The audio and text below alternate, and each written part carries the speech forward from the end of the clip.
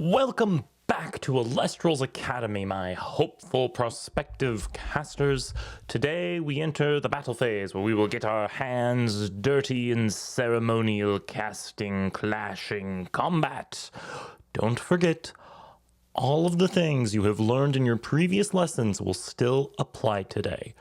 But without further ado, let's jump into it and see how to master the battlefield in a clash. In the battle phase, there are two actions that can be taken by default: declaring attacks and activating face-down counter runes that were not set this turn.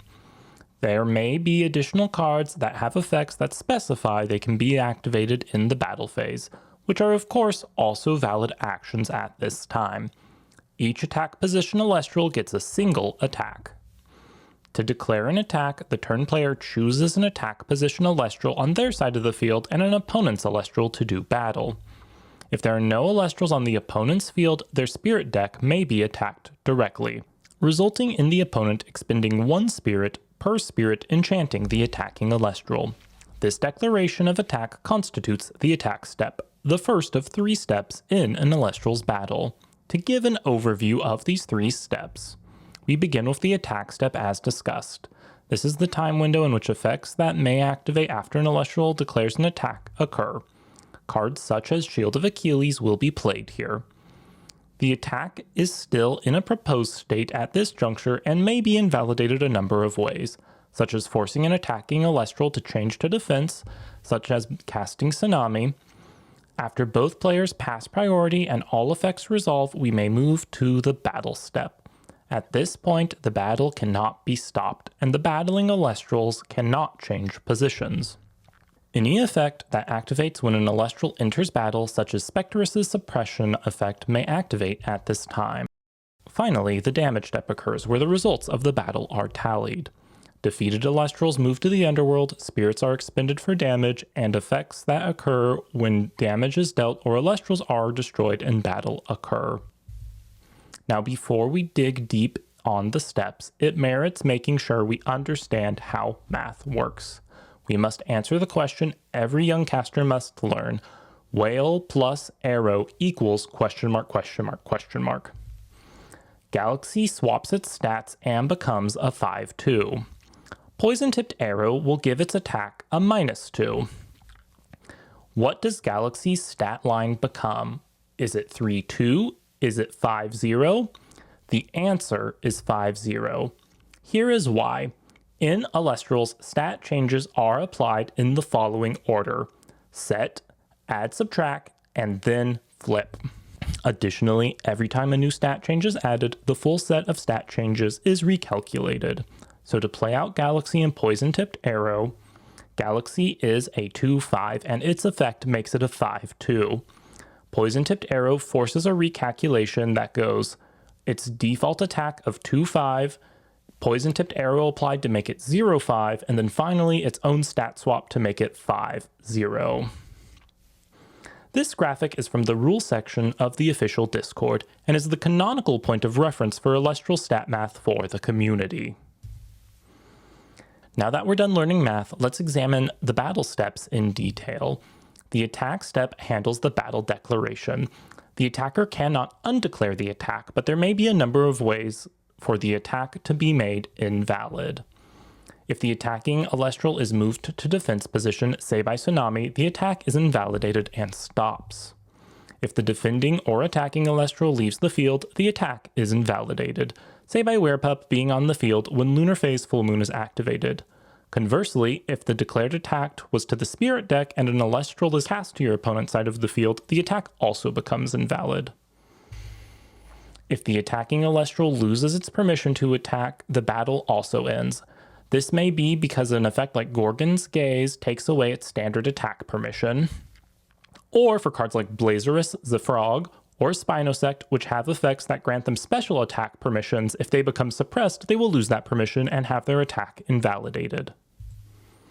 If an attack is invalidated, the Elestral may declare a new attack if it is still valid for it to do so. However, some cards such as Pheromel negate attacks. A negated attack does consume the Elestral's attack, unlike an invalidated attack, so they will not be able to redeclare. A declare attack that is invalidated or negated after declaration still gets any declaration-related triggers, so a torsion stopped by shield may still heal for its effect. Since invalidated attacks don't consume the once per turn attack of an Elestral, even if your Elestral is hit with Tsunami, you can use a card such as Altar of Stars to declare an attack again. You can only change the position of Elestrals manually during the main phase, so you will have to use a rune to change them during the battle phase if you need them to attack again. Stat changes do not invalidate an attack, so if a card such as Argo is played to empower an Elestral with an artifact, the battle will continue to the battle step. Now we've entered to the battle step, where Elestrals are locked into combat and their fates are decided. Attacks cannot be invalidated or negated at this time, and the Elestrals engaged in battle can't change position. This proves for several forms of interesting interaction. If Gorgon's Gaze is played, it will not stop the attack, but it will remove the effect of the Elestral. If Spectrus attacks an Eddy, Spectrus would normally use its own effect to become a 5 and defeat the Eddy. Activating Gorgon's Gaze in the battle step removes its stat increase and would force it to crash with the Eddy. This is different than activating it in the attack step, where the Spectrus would simply get an invalidated attack and both Elestrals would remain on the field. If a card like Tsunami is played, it can change the position of every other Elestral on the field except the two engaged in battle. It is not uncommon for an opponent to simply declare an attack and ask for a response generically without being specific about attack versus battle step. As such, it is common practice to say something along the lines of battle step Gorgon's Gaze when activating Gorgon's Gaze to make it clear to your opponent your intended timing. As with many things in life, clear communication in a clash can circumvent many issues. Since attacks can't be invalidated, this raises an interesting question. What happens if your Elestral leaves the field during the battle step, such as a Werepup when Full Moon is activated, ascending into Like a Void? Well, that depends if the Werepup is the one declaring the attack or not. As the defender, Werepup will ascend into Like a Void. Since the attack can't be invalidated, the attacking Elestral will now attack the Spirit deck directly. Even if there's another Elestral on the field, the attack now goes straight to the Spirit deck, not to a different Elestral. If the Werepup was declaring the attack, the results are similar. The defending Elestral will now attack the Spirit deck directly. The one nuance here is that if the defending Elestral was in defense, it can't deal damage and effectively nothing happens. It just gives the attacker a firm handshake. Note that if somehow both Elestrals manage to leave the field, both players can simply firmly shake hands. Nothing happens here. Finally, after the battle step shenanigans, the damage step occurs. The results of the battle are tallied up and executed. If the defending Elestral is in attack position, the Elestral with the lower attack stat at this time is destroyed. If they are equal, they crash and are both destroyed. If an Elestral is destroyed by an Elestral with more spirits enchanting it, the difference in spirits is dealt to the owner and must be expended from the Spirit deck. Even in the case of a crash, if the number of enchanting spirits are equal, no damage is dealt to the Spirit deck.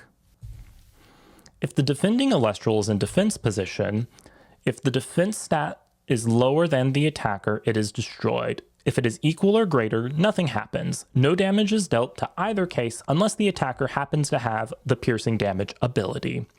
Now there are a few interesting special cases to be aware of. An Elestral with 0 attack cannot destroy another Elestral and cannot deal damage. 2 attack position Astrabbits with Poison Tunic empowering them can declare attacks into each other all they want and high-five all day, but nothing will happen. An Elestral is only destroyed in battle if it is by the result of the damage step. It is not destroyed in battle if it is destroyed by an effect occurring during the battle. So Veritagua attacking a defense position foamy does not allow the foamy to special cast. Veritagua also suppresses, so it wouldn't have worked anyway, but you get the example, hopefully. Cards that are themselves destroyed in battle can still activate their effects for destroying something in battle. When it goes to the underworld, it will check its previous state, so as long as the card was not suppressed and was properly enchanted, it can still use its effect for destroying something. This means 2 properly enchanted Draking can crash into each other. Each player can then special cast the Draking back to their field, and they can do this infinitely until one of them runs out of spirits. What a fun little scenario. And there we go. With that, you should have all of the information you need to have full control over the field of battle. I hope this lesson was useful to you. Let us know if there are other topics that haven't been covered in the lectures thus far that you would love to see from Elestrals Academy. If you found these videos useful, subscribe so you don't miss more. I hope you have some happy casting and to see you around Elestria, caster. Doodles!